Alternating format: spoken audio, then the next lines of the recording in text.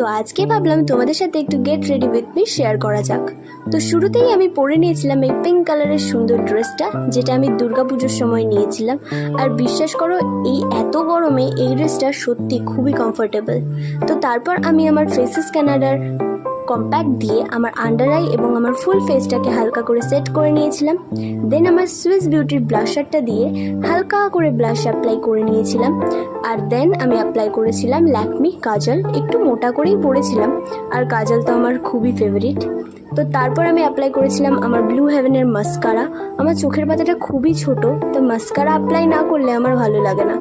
দেন আমি অ্যাপ্লাই করেছিলাম আমার ফেভারিট নিউড শেড ডেল লিপস্টিক, যেটা ছিল সুইস বিউটির।